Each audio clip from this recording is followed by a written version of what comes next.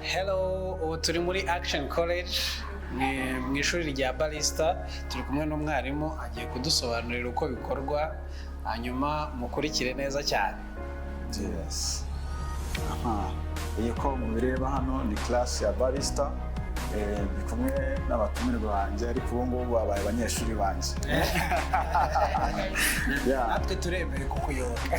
Murakoze cyane. So tugiye kubereka uburyo dukora coffee yacu dukoresheje machine ya espresso machine. So tugiye gukora iyo bita cafe latte. Mu kanya murabibona neza kuntu biruze kugenda. So tubereke uburyo hano bakora ikawa iseye. Kwaka ariho tubanza dufata iyo kawa iseye tukayishyiramo hano bayita portafilter. Iki gikoresho cyacu ni portafilter, dufiringamo ikawa twamaze gusya and then tukayishyiramo hano muri group ahead y'iyi machine, then ubundi tukamanura amazi akivanga na ya kawa ikaza kumanuka. Kumanura amazi? Manura amazi akivanga na ya kawa, kuri icyo bita extraction. Ikawa yacu amazi abashyushye kuri dogere 90. Izi ni dogere 90. Mu cyo kigero abashyushyemo kugira ngo tuze kunywa ikawa imeze neza ishyushye. So ubwo ikawa yacu rero itimanuka hano muri zino outspot cyangwa se spot out, noneho igahita ijyamo hano muri iki gikombe cyacu. Imanukira mu dukombe tubiri ariko. Imanukira mu myanya ibiri muri spot out ebyiri. Kugira ngo igahita ijyamo ahangaha mu gikombe cyacu. So iyo imaze kugera mu gikombe cyacu dukoresha kino gikoresho cyitwa pincher, bagikoresha bashyiramo amata and then tugasteaminga dukoresheje kano kantu bakita steam wonder. Ukuvuga ngo bakadufasha kuzana imyuka tukamona texture cyangwa se kwegerana kw'amata. Nkabona ariko sobanurira nyamara kameze nk'aho ari baba bari gushyushya. No kuyakoroga ni nk'umutozo ariko w'iyi mashini. Ariko kuko bakoresha umutozo. Kuvuga ngo coffee bayavuyemo ahangaha ufitemo n'amata. Ufitemo amata ahangaha. Noneho tukazana gutya hano tugashyiramo tugafungura imyuka yacu. Ngo tuba tugiye gukora icyo bita steaming. Tugasteaminga amata yacu noneho akegerana, aribyo bita texture.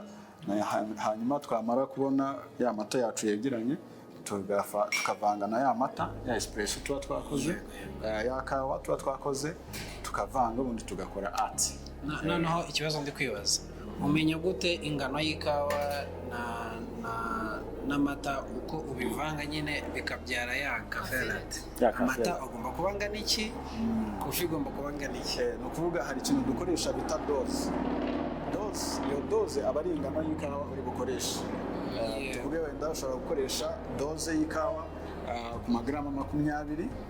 Noneho hano tukaza gukoresha amazi. Hano tuba twasetinze, urabona twasetinze hano temperature kuri 90.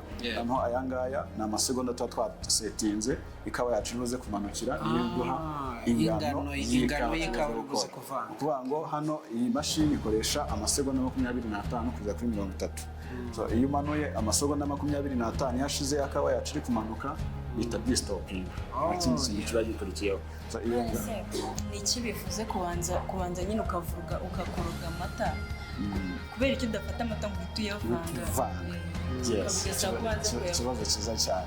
Impamvu tubanza tugasteaminga amata yacu ni ukugira ngo agende yegerana. Noneho icyo bimaze gisutse hano muri coffee yacu ntabwo bitabyivanga mu buryo bworoshye. Ni kwa kundi ubona hajemo utuntu tw'utubara. Tugushema tumeze uko yes. Mu by'ukuri ibi bintu niyo mpamvu bishushanya agatima ukabona wenda ni ubugeni. Mu by'ukuri ibi bintu ntabwo twahita tubifata nyine gutya. Yasaba kugira ngo tuze muri classe dutinde moto. Tujye kumenya gukora cafe. Ubuse tuno twose umenye ukuntu batwita. Amazina yo. Kai ni karamu kabisa. No kuza ku mwarimu kabisa. Niyo mpamvu mama agomba kutugana nawe mukaza hano muri Action College, kako ubumenyi bwose hano umunyeshuri ahava. Hanyuma utu dukombe twose ubu ngubu ni aka ni aka espresso. Bagakoresha kuri espresso coffee. Kuvuga ngo ni ya coffee bayavuyemo hano tuba twakoze and then bakaza tukayishyiramo hano. Impamvu ari espresso coffee yo aba ari nkeya, aba ari single cyangwa se double. Ntabwo washyira mu gikombe kingana gutya itasi ingana gutya ni nini cyane. No twifashisha tuno dutoya. Okay, none se ubwo ngubwo iyo ngiyo umbwiye yari cafe latte. ariko se nka cappuccino rwose zigira amazina zose ziba zifite uko ugomba kuzikora bitandukanye. Yes, ni ukuvuga ngo hano cafe latte ni ukuvuga iriya tugiye gukora tuyikora ifite medium form. Noneho cappuccino yo iba ifite big form. Big form ni cya gihe usteaminga amata akaza akabyimba akazana urufuro rwinshi cyangwa se akazana urufuro ruri medium.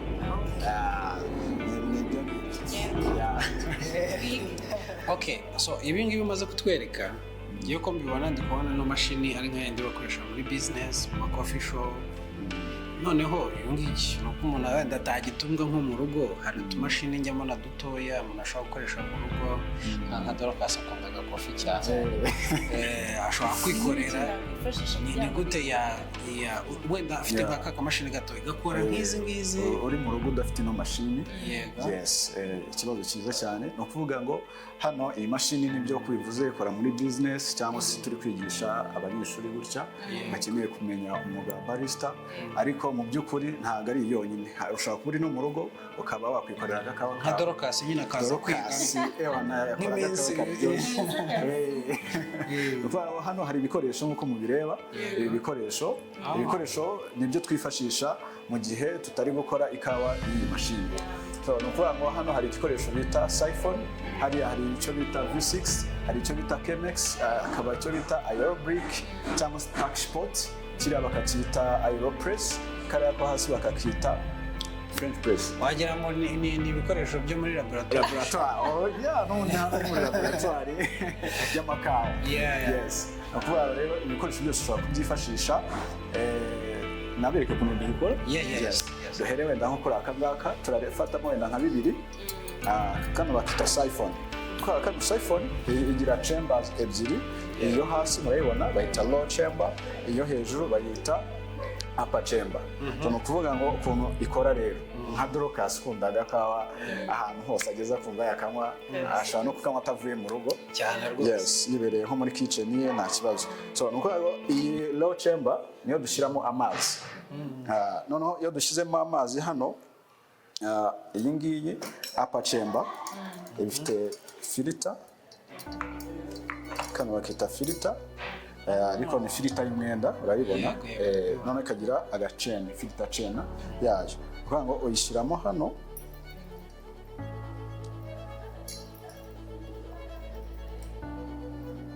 ugashyiramo. Icyo kano gacene kamara iyi filter yacu itava muri position irimo, uraza ukagafatishaho hano and then ukaza ugashyiramo ahangaha ukayishyiramo hano.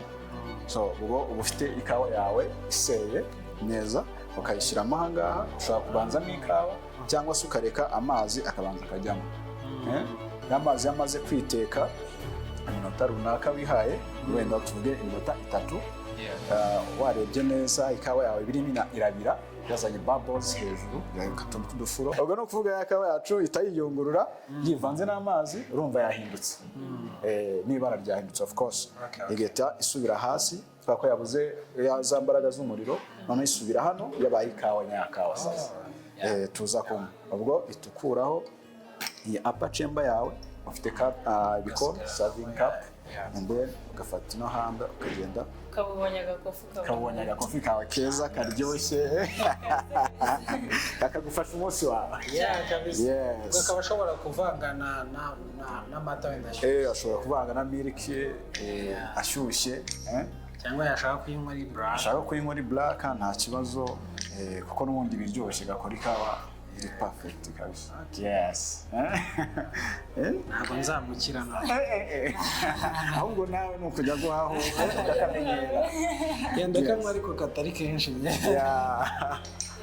Yes, no kuko ikora. Yes. So noneho tukagira kandi gakoresho nako. Akangaka kano bakita V60. Bayita V60 ni ukuvuga ngo nayo cone shape. Ifite shape ya cone uko muyibona hano. Mpamvu bayita V60 ni ukuvuga ngo iyi shape yayo ubona imeze nka V. Noneho V60 60 ni dogere zayo ama degrees. Ni ukuvuga ngo izi angle ziba zipima dogere 60 noneho bayifatanya bakayita muri 60. Noneho uburyo nayo rero ikora ikawa kuko ngo hano hari iyo bita paper filter uyishyiramo hano ariko urabanza ukarensinga before yuko ugira ikintu na kimwe ukora. Wakoze mise en place wasetinze ibikoresho byawe urarensinga n'amazi ashyushye kugira ngo iki gikoresho nubwo ubona cyumutse ariko ntabwo wakizera 100%. Aya mazi ashyushye ushyiramo karensinga na keto babyita racing nyine muri terme technique ya barista. Noneho maze kurensinga ushyiraho hejuru na ya paper filter rwa rupapuro rwawe narwo karurensinga kugira ngo ya mpumuro y'urupapuro ize kuza kuvamo ya mazi ashyushye ko agenda atumura umwotsi bijyana niyo mpumuro y'urupapuro. And then kwa ikawa yacu isigare ifite umwimerere wayo, ifite aroma yayo y'umwimerere. So ubwo ushyiramo ya paper filter hano ugashyiramo ikawa yawe waseye wapimye kuri doze ku kigero runaka amagrama 20 cyangwa 18. Noneho ikawa yacu hano washyiramo ugafata amazi ashyushye noneho ugapuringa ukora cycle kugira ngo amazi ajye impande zose kugira ngo ikawa ize gushya ahantu hose itaza gushya uruhande rumwe.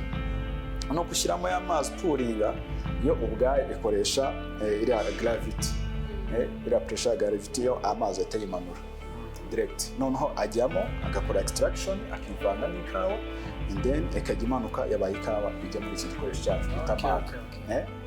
Yes. Ubwo wenda nabiri wenda ntuturujyemo ariko byose bikora ikawa kora coffee nyine mu rugo. Homemade kabisa. Thank you so much. Yeah, welcome. Okay, mwabibonye rero ko tumaze kwiga gukora cafe latte. Ngakunda kubimenya kubikora no umugisha ukomeye. Ni karibu muri Action College muze mwige. Uyu ni umwuga watunga umuryango, muze twige kwikorera ikawa barista muri rusange hanyuma tujye gushaka amafaranga ku isoko.